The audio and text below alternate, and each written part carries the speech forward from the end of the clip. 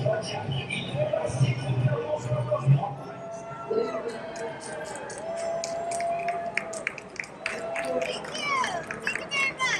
Thank you. I'll be here all week. Actually, I won't, but thank you. So, you might be wondering why I started my presentation hula hooping. And I was hula hooping in the Philippines, that's me in jail, in the Iwahig Dancing Prisoners show. So there's 2 prisons in the Philippines where they have shows. Why do they have a show? I'm not that sure. But in Manila, they have a giant show. It's choreographed by a professional to Thriller, and this jail was to Gangnam Style. And I was there visiting. I brought my hula hoop. I'm always traveling with a hula hoop. And I got invited to join the dancers, so I did. And so when I told my dad I was speaking for the travel show, this is my 4th city, he said, well, I don't think anybody else travels with a hula hoop or hula hoops in jail. He said, I think you should start with that. So thank you to my dad. So this talk is called Becoming Brave, and it's about how to make your dream vacation happen. So I'm going to share with you a little bit about who I am. My name is Niver, and how I learned to be a little bit more brave, because I was not brave at all. But this is from the New York show. I was speaking at the show, and then I got to do this adventure. It's called City Climb at the Edge, and you climb up the outside of a skyscraper. When the show was in Los Angeles, I got to speak on Good Day LA with Bob DeCastro, talking about how amazing it is to go travel around the world. And normally, I'm actually from Los Angeles. I'm on TV with KTLA. And you can see here me with some of my friends talking about a few of our different favorite places, Ogden in Utah, the Rocky Mountaineer Train in Canada. And if you're interested, you can look right back here with Fresh Tracks Canada. I talked about Philadelphia, Napa Valley, Scottsdale, Arizona, Palm Springs, and it was really my honor to be part of the KTLA coverage for the Oscars and the Critics' Choice Awards. So here's a little bit of me on TV. Oh, what? I didn't show you, sorry.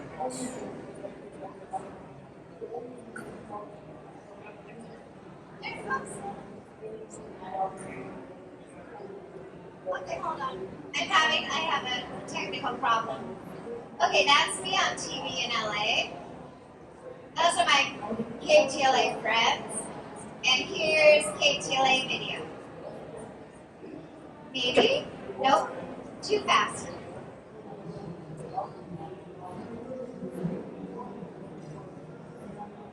Do we got it? Sometimes technology is not so much your friend. Has that ever happened to anybody else? Just me. Just me. Travel expert Lisa Niver is here. Do you follow Lisa Niver, travel advisor Lisa Niver first? And Niver knows best.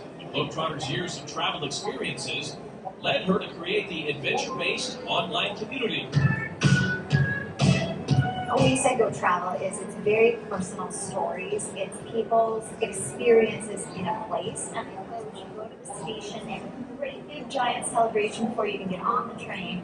And the train is so beautiful. Don't you think it's like once you board, you just like let go, right? Everything's gonna be taken care of. You don't have to do anything. Nothing. They serve you breakfast, lunch, snacks, beverages, wine, tea train, where you go through the spiral tunnels. It's an engineering marvel. I mean, I got in the X6 and they were telling you, brake when you see the yellow cone and gun it, and the car swerved. And I've never felt that before. And I was like, I think I'm doing terribly. When I got out of the car and in the next vehicle, I said, you're doing amazing. So it turns out if you decide to not be afraid of everything, you get to have some pretty amazing adventures. So I'm going to share with you the steps of how I figured this out. Now I know a lot of presenters ask you to put your phone away, but that is not me. Please feel free to take any pictures of my slides if you get inspired about a place you want to go. And people always ask me, how do they find me? So I made this bit.ly.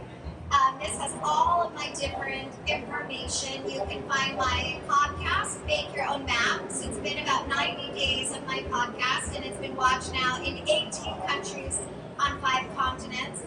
My YouTube is Lisa Niver and Lisa Go Travel. It's just about to be 2 million views.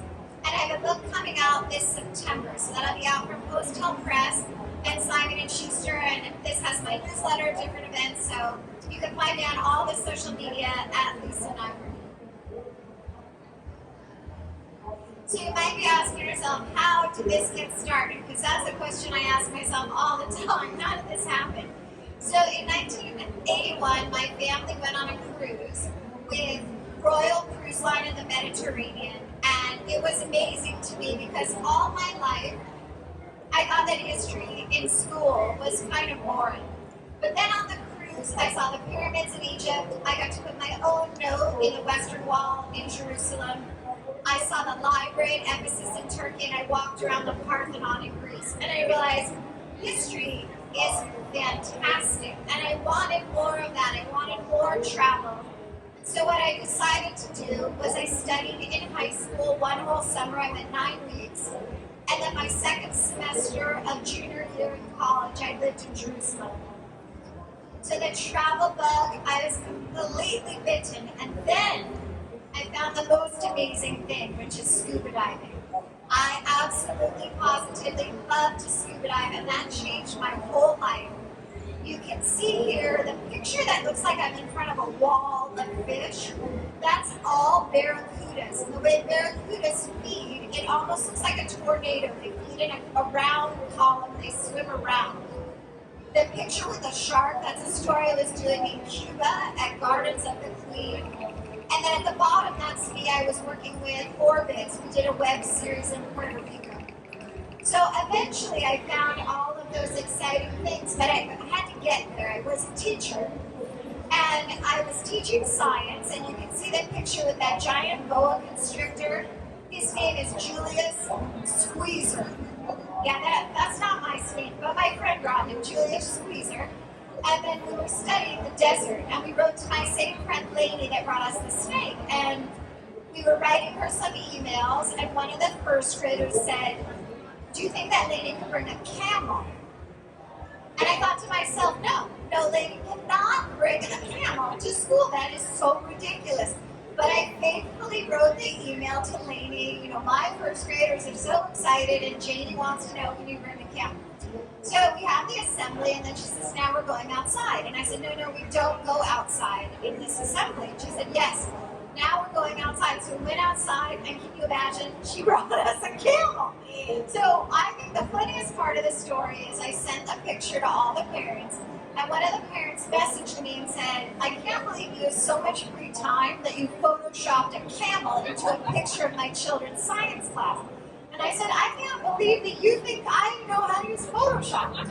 So I said, did you ask your child if they saw a camel? And she said, yeah, my kid said yes, but I thought she was lying. I'm like, your kid's telling the truth, we had a camel. So anyway, weird things do happen in school. Anyway, it was loving teaching, but I wanted to travel. I wanted to scuba dive, and I could not afford it. So I changed jobs. I wanted to scuba dive. And what job did I get? I worked for Club Med in the mountains. I said, I don't want to go skiing, I want to go scuba diving. And the lady said, I know that you ski, please do me this big favor, go work in the mountains. I promise I'll send you scuba diving next.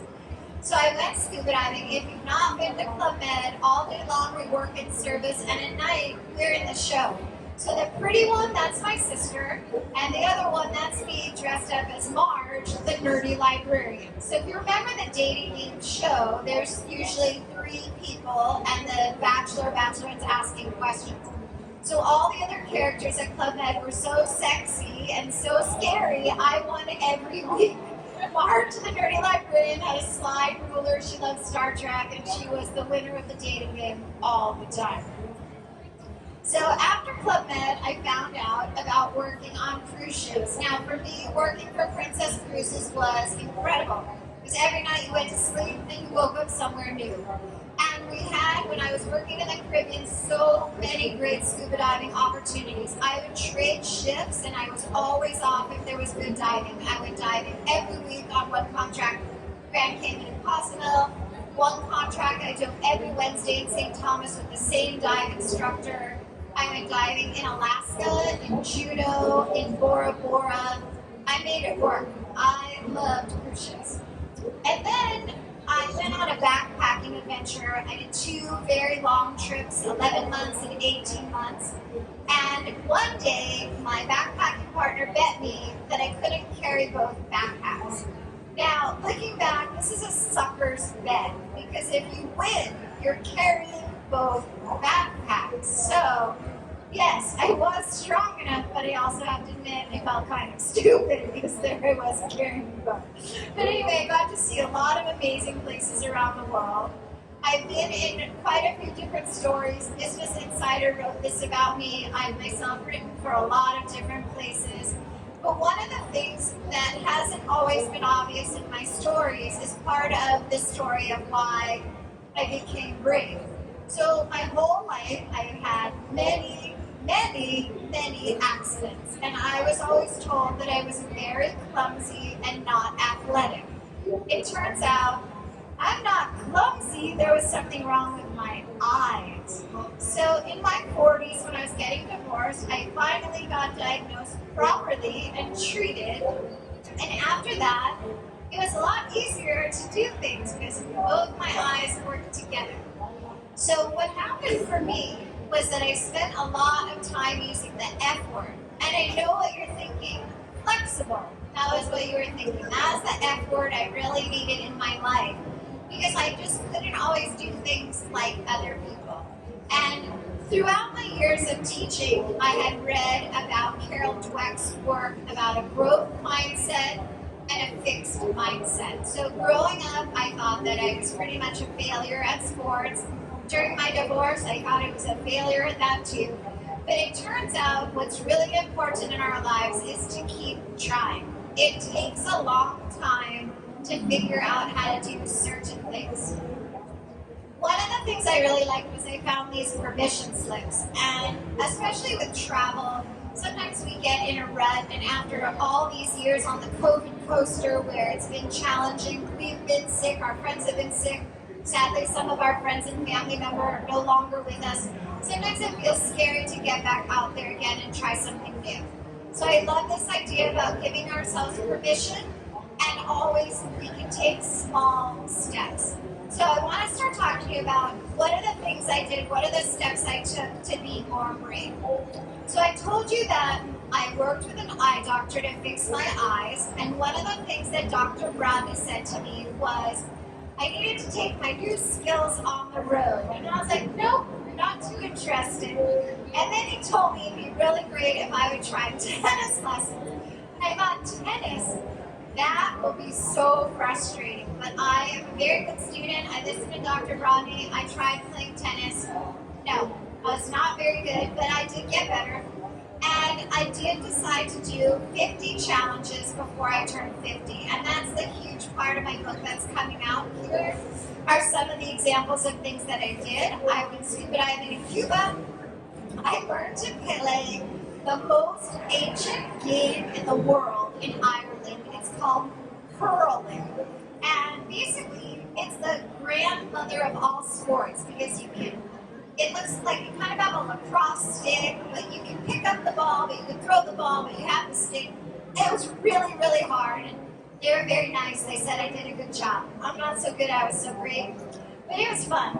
And I went to the Formula E race, that's the electric cars in Monaco, and that's me flying in the helicopter. I had a private helicopter, that was amazing. So the thing that I found that I think is true for all of us is, what do we do to get started? So Mark Twain tells us the secret of getting ahead is getting started. The secret of getting started is breaking your complex, overwhelming tasks into small, manageable tasks, and then starting on the first one.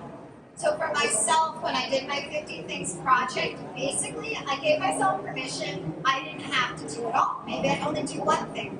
Maybe I'd never finish. And I pretty much think I quit about 100 million times along the way. Every time I didn't want to do something and I was scared it was too hard, I just said I was quitting. And a lot of times someone would say to me, isn't this the whole point of your project? Trying to do something that you're a little bit afraid of? I was like, please don't use all my words against me. So here's an example of something that I was actually quite afraid of. When I was traveling in Indonesia, my traveling partner wanted to go. We were in Flores, in Moni, in Indonesia, to go to these tri-colored lakes. But the only way to get there was to go on a motorbike, which I had never done, and I was extremely disinterested in going for the first time in Indonesia. So I was like, can I take a boat? Can I take a taxi? Can I walk? Is there any other choice? And in the end, there was no other choice. So I did go, and it was really amazing. So sometimes you have to evaluate the risks and decide that it's worth it. While we were in Indonesia, and just checking in here on the map for everybody, Indonesia in between Asia and Australia. A lot of people just call Indonesia Bali, but Bali is one of the islands. It's the largest archipelago on our planet. So I went diving in Sipadan, which is also near there. From Sipadan, we went overland to a small island called Derawan. Now in Derawan, you gotta want it because you must travel with all the cash you're going to need. At the time, there were no ATMs. They didn't take credit cards. You had to bring with you what you needed.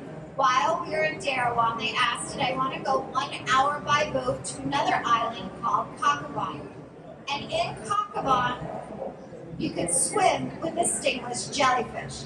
Now, I wasn't sure if they were really stingless, but we did the hour boat ride. We climbed up all the stairs. What happens is the lake lifted with the island out of the water. So that lake is separated from the ocean. The jellyfish had no predators, and over time they adapted, evolved, they changed, and they don't sting. When we arrived and looked at the lake, there were more jellyfish in the lake than flowers you would see in a field in a super bloom. So I thought to myself, today I will either really enjoy this or I will be dead. So obviously I'm here. They didn't sting me.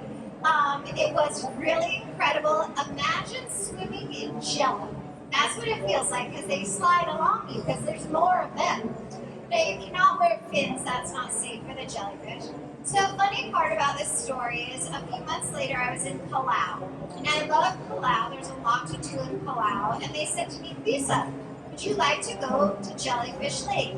It's the only place in the world you could swim with a stingless jellyfish. And I said, are you sure about your answer?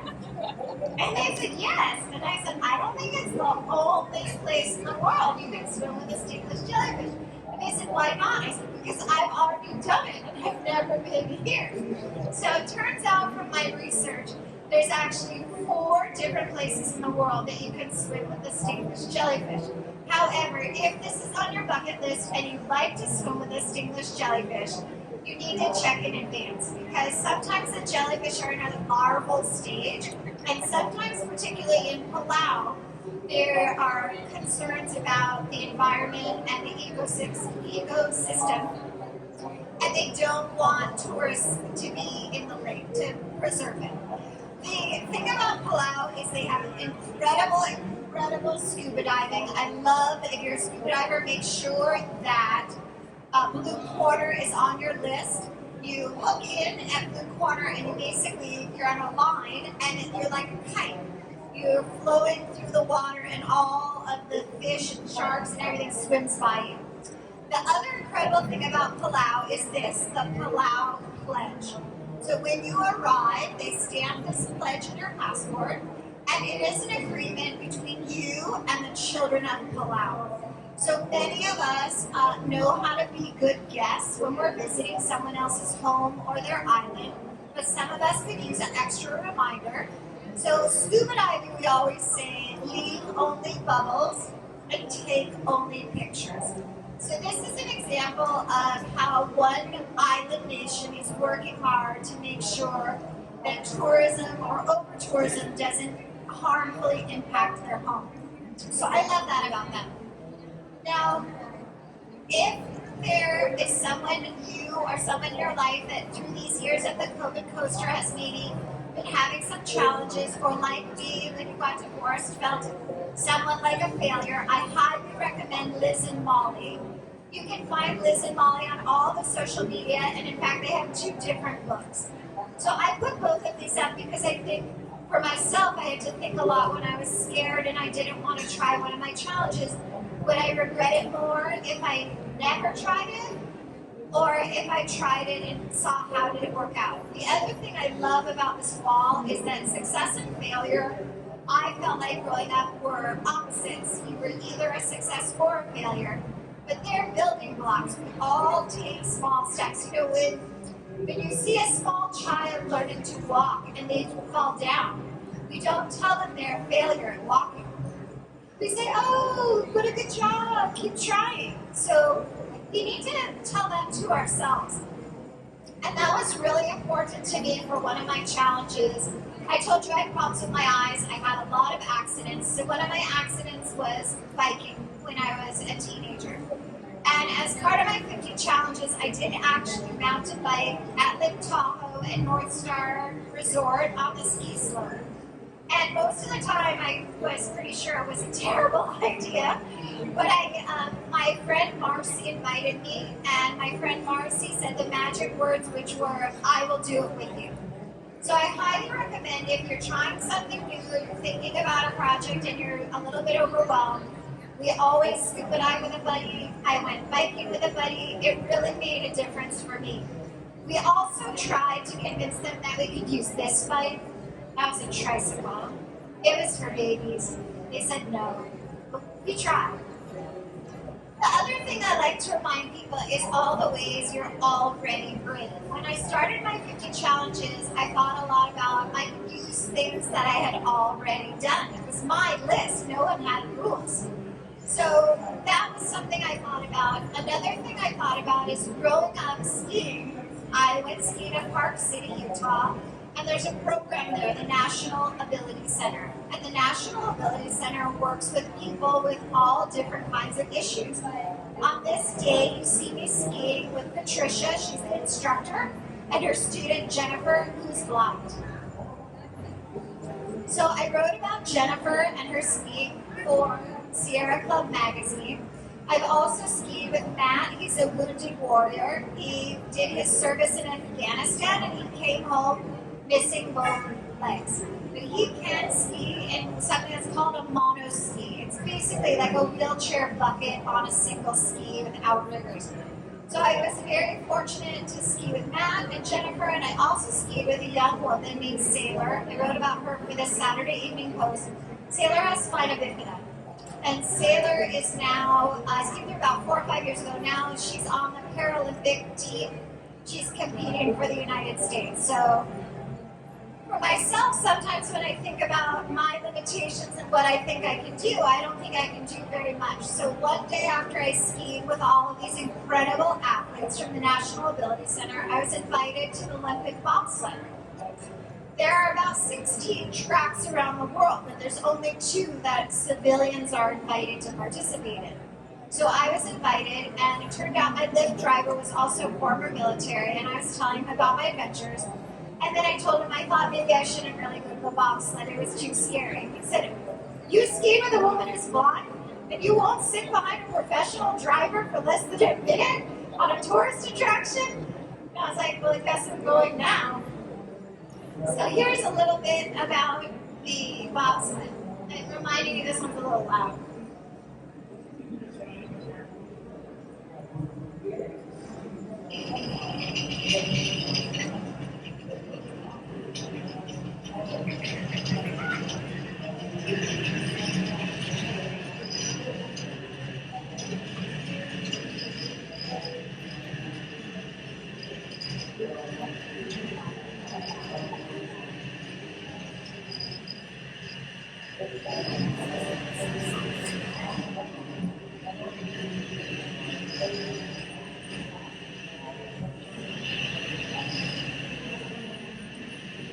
Now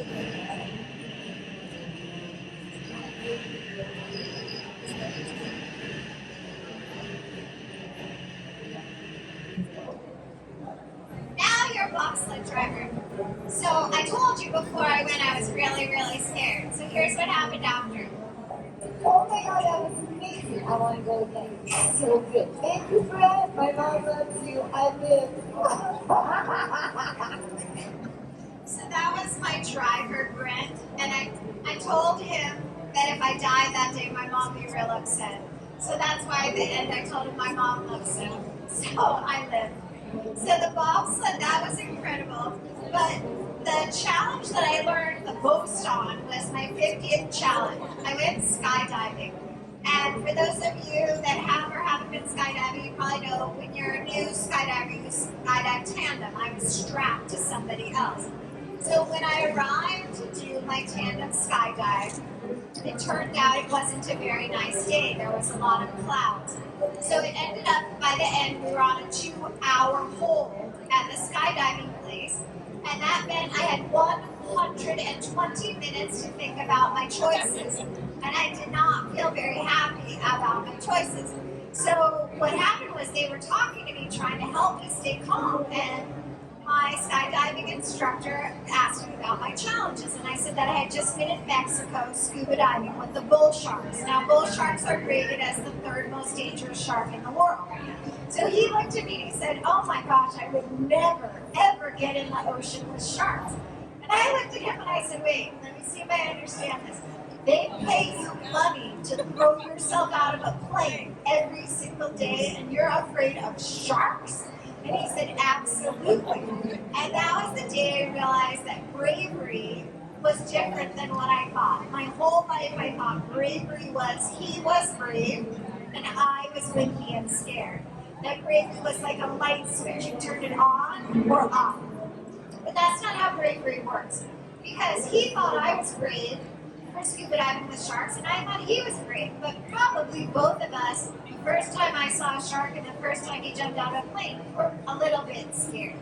So sometimes just the way we think about things keeps us from doing something. We think like, oh, that person travels all around the world, and I don't know if I can get on a plane for that long, or I don't know if I want to go somewhere new, or no one will go with me, but a lot of times it's just in our head. So just to remember, everyone's afraid of something. This is at the CN Tower. At the CN Tower, they have a project called the Edge Walk, where you go on the outside and walk all the way around the tower. Now, the day I was there in Toronto, it was raining, so you can't really see how high up we are. Also, they said to me, don't worry, if there's lightning, we won't go. But other than that, we go every day, rain or shine. So then, when I was in New York, I got to do this. This is city climb at the edge. And this is really fun. So when I was skydiving, I was super nervous. When I was at the CN Tower, I was pretty much okay. When I was here at the edge, look at me dancing. You climb up the stairs on the outside of the building. And then they said walk. So I was like, I'm not walking up Saturday Night Fever, I'm going to dance.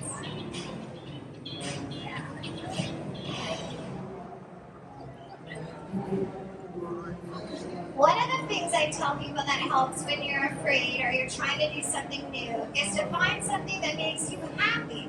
You don't have to do anything that someone else does, do what you love. So I already told you, one of the things that I love is to go scuba diving. Now, Fiji is a sponsor for the Dallas travel show, and Fiji is a place I've been lucky enough to go multiple times. So this is Liku Liku Lagoon Resort in Fiji. It's a bucket list item for many people to stay in an overwater bungalow. This is my bungalow at sunset. And one of the things I really loved about being in Malolo Island, besides the scuba diving and the lovely people, was that in this island, they are changing the world.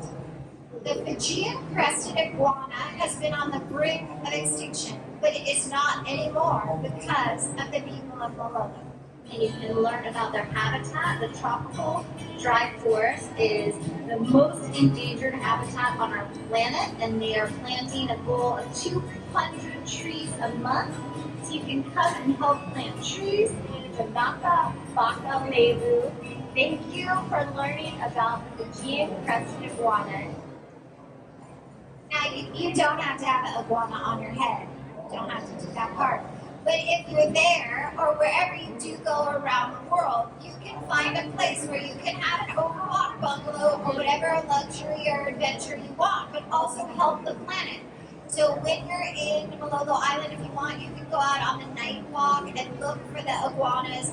You can help plant trees. You can help remove invasive species. You can get as involved as you want. There's other kinds of projects like that around the world, and it's a choice you can make when you're traveling. So one of the things I often say is to celebrate early and often. One day a year for my birthday is not enough for me. I like to have a whole birthday month and a lot of celebrating. And here's a little snippet of us celebrating underwater. This is at Beaches, Turks and Caicos. I was there with a bunch of journalists, and when you're with a lot of people with cameras, you never know who is filming. So this footage actually got used by Patty for International Women's Dive Day.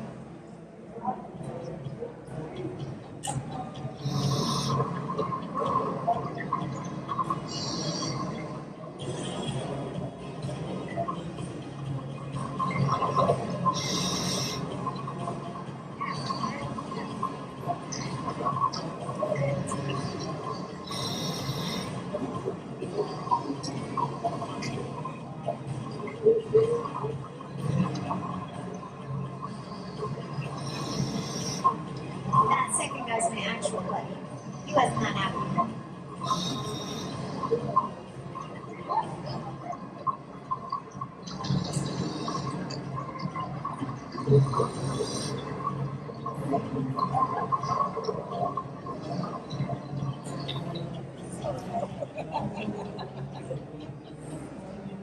Okay, so now I want to give you some tips. We're being very silly underwater, and honestly, that whole time we had no idea someone was filming us. It wasn't until like 2 days later, someone was like, you know, we were filming you guys underwater being so silly. So here are some of my top tips, and again, feel free to take pictures of any of my slides, or I'll give you my card, you can message me later, but people always ask me about traveling. So a lot of people use a kayak or Skyscanner to look for flights. Kiwi.com is my personal favorite. They're very focused on international travel.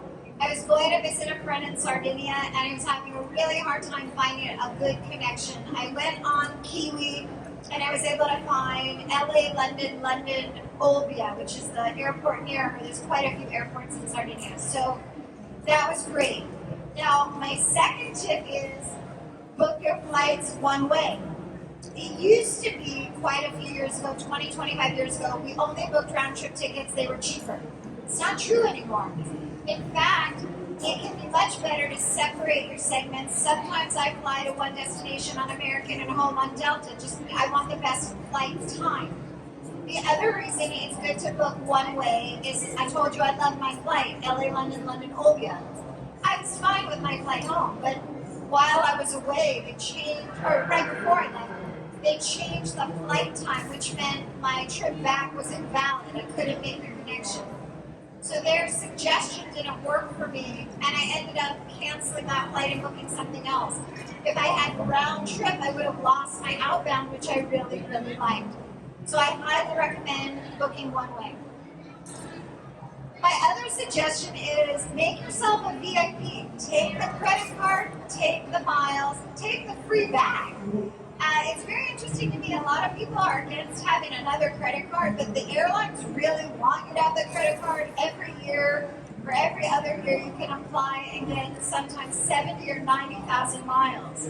So that's worth a lot of free travel. So you're here at the travel show, you want to go somewhere great. Let the airline pay for your flight. My other tip is to have travel insurance.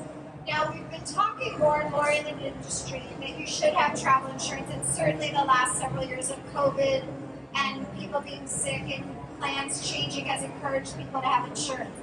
However, I used to work, I told you I worked for Princess Cruises, I worked for Royal Caribbean, and then I worked for Renaissance. Renaissance Cruises went bankrupt basically 7.5 days after September 11th. And we, at the time, was a little more surprising. During COVID, quite a few travel companies unfortunately have gone bankrupt, so we've seen this a lot more recently. But at the time, it was seen very unusual. If you buy your travel insurance from the company that sold you your trip and they go bankrupt, that's not a good scenario for you. So make sure you think through that where you're buying your travel insurance from, but definitely have travel insurance. Now, my dad says I have a PhD, and if you don't ask, you don't get, because I always ask for more things.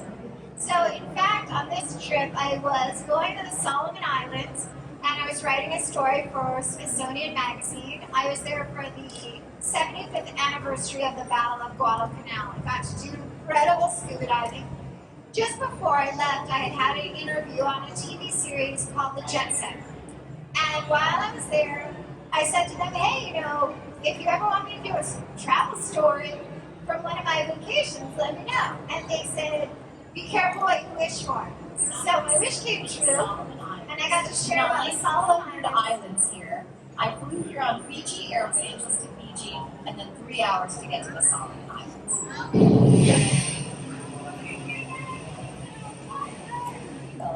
It's the chief taught me how to make cloth out of bark, but you have to pound it.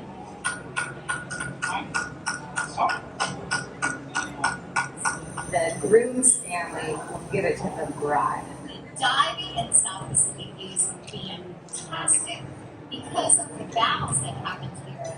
I've seen many. So also while I was in the Solomon Islands, my dad met a gentleman, Roy Roush, and he was at the battle. And so 75 years later, I got to interview him for the Saturday Evening Post. So he served during World War II, and he was a fighter pilot during Korea. So that was incredible. You never know what can happen once you get out there. So here are some of my steps all put together. Like I said, you can take pictures of any of my slides. And I just have a couple more slides for you, and then I have 2 giveaways. So we just want to share a couple more tips about being out and about around the world. So this is a photo of me in Kenya. We were visiting a school, and I got to share with the students my safari photos. So it was so incredible. Some of them had not seen the animals in their own country. So I found that wherever we are, getting a little bit of time to have perspective, see a little bit of life through someone else's eyes, can change how you feel about your own life. This is a picture of the ger I stayed in Mongolia. I did an 11-day adventure out to the Gobi Desert, and every night we stayed in a different ger. So we live in different kinds of houses, we wear different kinds of clothes, we live on different continents, but as you can see, I take my hula hoop everywhere, and I got permission from the chief of the village to teach the Maasai warriors how to hula hoop. So that was a very humorous day. They definitely laughed and played with us. And as I've traveled around the world, I've gotten to meet so many different children. You can see me with kids here in Tonga, Samoa, Vietnam, Vanuatu, Indonesia. And the thing I've noticed around the world, no matter where I go, everywhere it's true, parents want the best life for their children. They want them to be happy, they want them to be healthy, and they want them to have their best life. So I hope you get to go on an adventure somewhere new this year. And to get you going on your adventure, I have 2 giveaways. So the first one is to get started with Patty. And there's 2 of my cards on the chairs. So you can find 2 chairs have my cards. And those are the people that are going to win today. So there's one, and I think one's right under you. Okay, so we have, does one have a heart on it? Okay, so the one with the heart, you are winning a PADI class today to get you started underwater. And my friend over here in the back, you won 2 passes for a city pass here in Dallas to get started on your adventure. So if you both see me afterwards and give me your email, I'll get those for you. And I just want to say thank you again for spending this time with me. Again, I'm Lisa Niver. This is all a great way to find me. I hope you can join me listening on my podcast, my videos, and in September, my book is coming out, and hopefully I'll see you here next year, and I'll sign my book for you. So thank you so much, and happy traveling.